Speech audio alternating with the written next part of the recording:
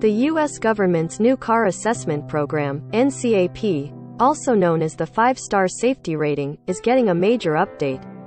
The National Highway Traffic Safety Administration, NHTSA, announced Thursday a set of new proposals for the federal program aimed at curbing the surge in pedestrian deaths. For the first time, NHTSA will consider the inclusion of Advanced Driver Assistance System, ADAS. Sorry for all the acronyms. Features, like automatic emergency braking, blind spot detection, and lane keep assistance. These ADAS features, which are quickly becoming standard in most vehicles today, could become essential criteria for a 5-star safety rating from the government.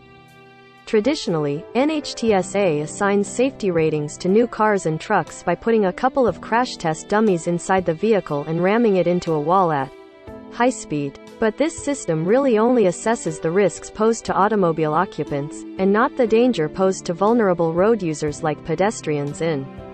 NHTSA acknowledges that this no longer a tenable system. NHTSA acknowledges that this is no longer a tenable system.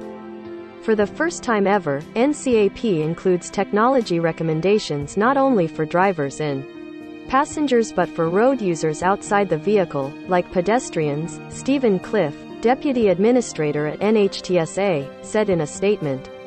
The European Union's version of the NCAP is different and obviously better.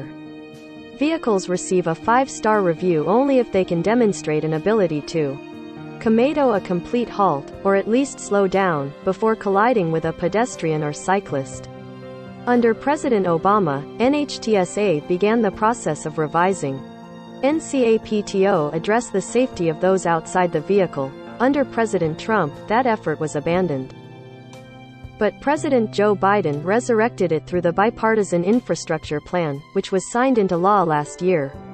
In addition to requiring passenger cars to include forward collision warnings, automatic emergency braking, and lane keep assistance, it also directed the Department of Transportation to revise NCAP to include those features in its safety rating criteria. The idea is to rate automobile safety on a host of new technologies that can stop risky driving behavior before it even occurs. As a result, NCAP tests will become more stringent, and vehicles that don't include these features are likely to receive a lower rating.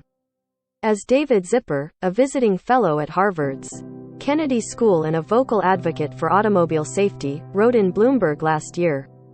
From the outset, NCAP has been a consumer education program intended to help Americans understand the relative safety of new automobiles before making a purchase. Automakers can ignore NCAP if they choose, but federal law requires that its ratings be placed on vehicle window stickers at auto dealerships. Automakers eagerly seek top 5-star NCAP ratings, and they boast when they get them. Still, NHTSA's new proposals may not go far enough. As Zipper notes, the agency states it will perform tests to determine whether to include automatic emergency braking for cyclists, as done its counterparts in Europe. The new proposals come amid a tragic, but entirely predictable, rise in the number of traffic fatalities. Even as fewer Americans were on the road driving. During the pandemic, close to 39,000 people were killed during 2020, the highest number of deaths since 2007. And 2021 is shaping up to be another record year, with nearly 32,000 people dying from January through September. NHTSA is still collecting data from the final 3 months of the year. It's been a particularly bloody couple of years for pedestrians and cyclists.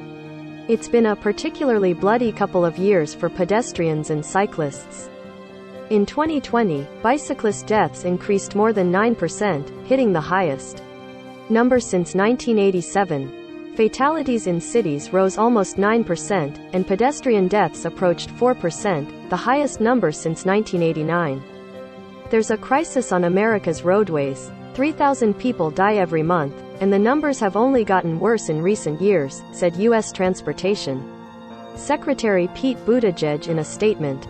These important changes will help save lives on our roadways by ensuring that consumers have the information they need about the latest safety technologies when they buy a new vehicle. The correlation between vehicle design and pedestrian deaths is pretty clear.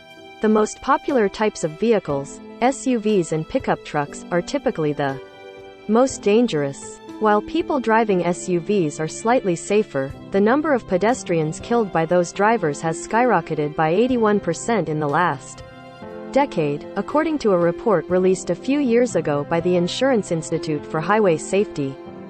This is mostly because of the way SUVs are designed. Larger bodies and higher carriages mean pedestrians are more likely to suffer deadly blows to the head and torso. Higher clearances mean victims are more likely to get trapped underneath a speeding SUV instead of pushed onto the hood or off to the side. An overhauled NCAP could penalize vehicles that are designed in this deadly manner. That could have a huge impact on current SUV and truck design, but only IFNHTSA sticks to its guns and adopts these proposals.